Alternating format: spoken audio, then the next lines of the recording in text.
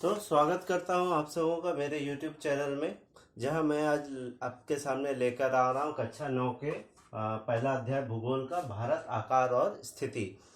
इससे पढ़ने के बीच बीच में मैं आपके मदद के लिए बुक का भी इस्तेमाल करूंगा ताकि आपको समझने में आसानी हो। तो सबसे पहले मैं एक मानचित्र दिखा रहा हूँ। ये आपके बुक में पहला ही पेज में दिया गया है, भारत और विश्व। तो ये विश्व का नक्शा है जिसमें पृथ्वी को दिखाया गया है। पृथ्वी है, तो पृथ्वी आप जानते ही कि ये नारंगी के आकार का होता है, इसलिए इसके इस रूप में दिखाया गया है। अब मैं इसे यहाँ दिखाना चाहूंगा। ये बीचों बीच जो रेखा है इसको विषुवत रेखा बोला जाता है। विषुवत रेखा या इंग्लिश में इसको इक्वेटर बोलते हैं। तो यहाँ आप देख सकते हैं ये बीचों बीच जो है ये इक्वेटर है। अब ये विषुवत रेखा हो गया। इसके ऊपरी भाग को उत्तरी गोलार्ध बोलते हैं, ठीक है। उसके नीचे वाले भाग जो यहाँ आप उसके दक्षिणी वाला भाग को देख रहे हैं, इसको दक्षिणी गोलार्ध बोलते हैं, ठीक है। और यहाँ पे होता है दक्षिणी ध्रुव और यहाँ होता है उत्तरी ध्रुव।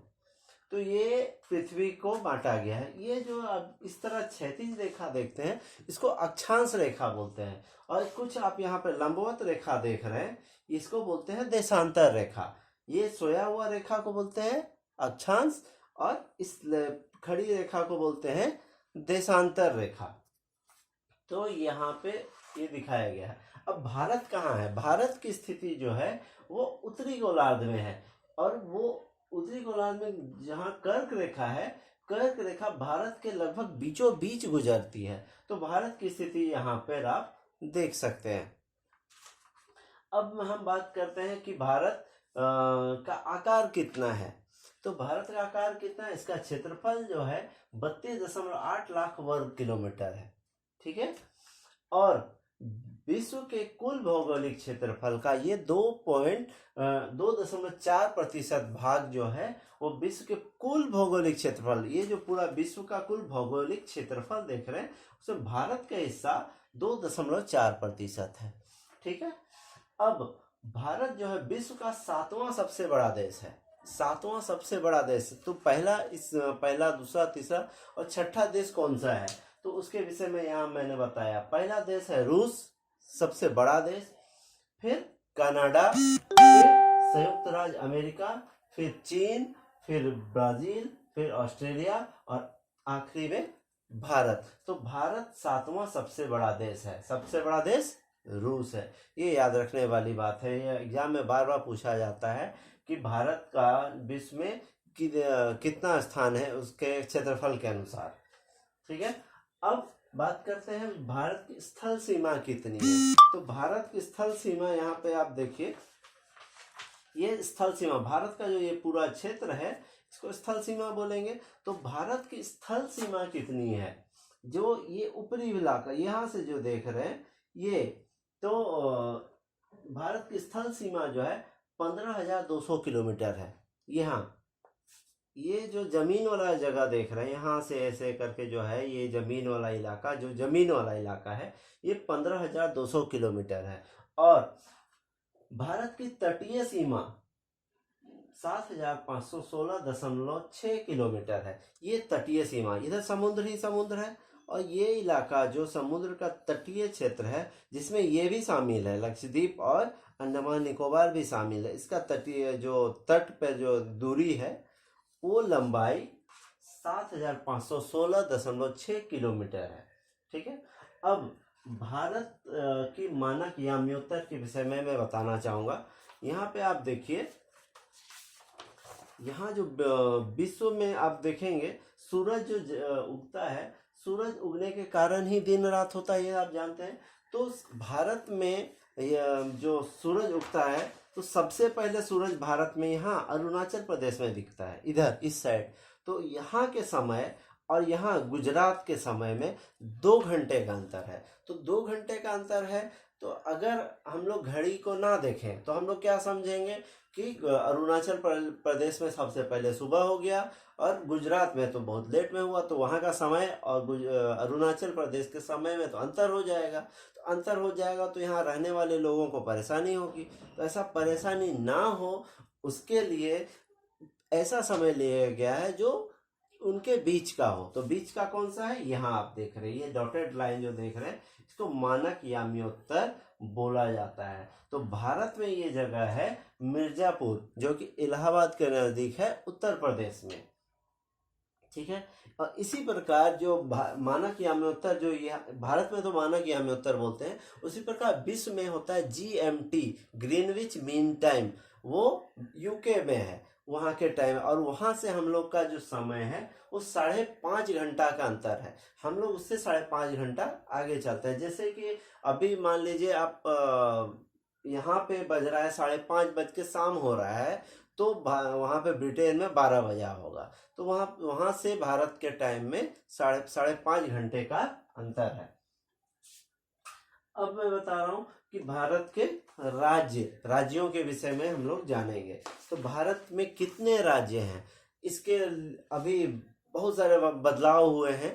तो अभी वर्तमान में जो भारत में राज्य हैं, वर्तमान में भारत में राज्यों की संख्या 28 है और केंद्र शासित प्रदेश 8 है। अभी कुछ ही दिन पहले, अब दिसंबर 2019 की बात कर रहा हूँ, उससे पहले भारत में 28 राज्य और 9 केंद्र शासित प्रदेश थे। उससे भी पहले थोड़ी बात कर लें तो 29 राज्य और 7 केंद्र शासित प्रदेश थे। तो ये बदलाव अभी 5-6 महीना में ही हुआ है। तो जो अभी वर्तमान में स्थिति है, तो अभी वर्तमान में 28 राज्य और 8 केंद्र शासित प्रदेश हैं। तो पहले 9 था, अब 8 कैसे हो गया? तो इसका एक जवाब ये है कि 3 दिसंबर को दादर और नागर हवेली जो है, इसको एक कर दिया गया 2019 में।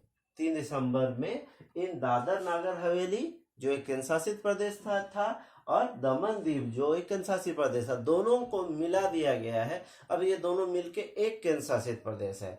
और यहीं पे आप भारत में देखेंगे, यहाँ पे जम्मू कश्मीर दिख रहा है, तो जम्मू कश्मीर के भी 2 टुकड़े हो गए। 5 अगस्त 2019 में जो धारा 370 हटाया गया, उसके बाद यहाँ पे कुछ ही समय बाद इसको भी बांट दिया गया है। तो जम्मू कश्मीर में एक तरफ जम्मू कश्मीर हो गया और अगला हो गया लद्दाख। तो ये भी 2 केंद्र शासित प्रदेश बनाए गए। तो अभी कुल केंद्र शासित प्रदेश कितने हैं? अभी जो केंद्र शासित प्रदेश है वो है दिल्ली। यहाँ पे दिल्ली देख लीजिए, ये दिल्ली, ठीक है। फिर उसके बाद अंडमान निकोबार, ये अंडमान निकोबार। फिर चंडीगढ़ यहाँ पे है, ये देखिए चंडीगढ़ यहाँ पे मिल जाएगा आपको। फिर दादर नागर हवेली और दमन दीव, ये यहाँ पे है दादर नागर हवेली और दमन दीव। फिर लक्षद्वीप, ये रहा लक्षद्वीप। पुदुचेरी कहाँ है? ये रहा पुदुचेरी, यहाँ पुदुचेरी, ठीक है। जम्मू और कश्मीर, जम्मू कश्मीर कहाँ पे है? ये देखिए जम्मू कश्मीर, और उसी के बगल में लद्दाख। तो ये 8 जो हैं ये केंद्र शासित प्रदेश है। केंद्र शासित प्रदेश क्या होता है? केंद्र शासित प्रदेश वो होता है जिसको केंद्र अपने अनुसार चलाती है, क्योंकि वो इतना छोटा होता है जो उसके राज्य बनाने की जरूरत नहीं होती है। वो केंद्र खुद ही उसको संचालित करती है, उसको राज्य पूरी तरह से उसको मान्यता नहीं दिया जाता। कि भारत में सिर्फ चंडीगढ़ और दिल्ली ही ऐसा है जहाँ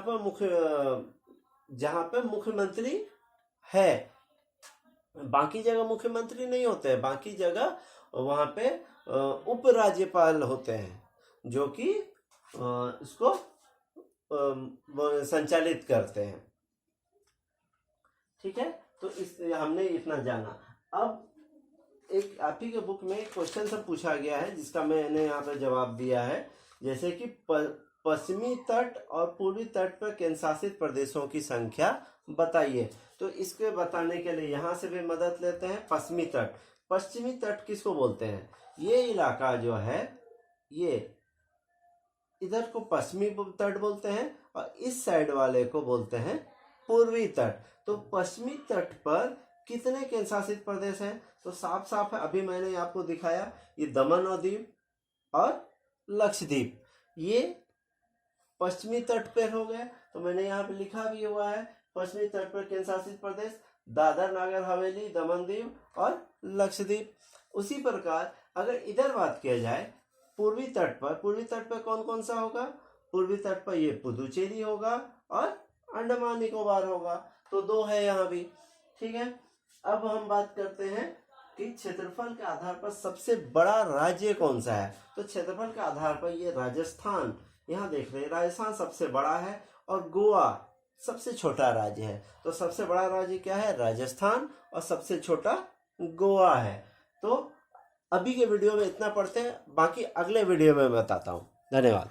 और अगर आपको मेरा चैनल अच्छा लगता है, अगर आप और जानना चाहते हैं तो मेरे चैनल को लाइक करें और सब्सक्राइब करें ताकि मुझे भी अच्छा लगे। धन्यवाद।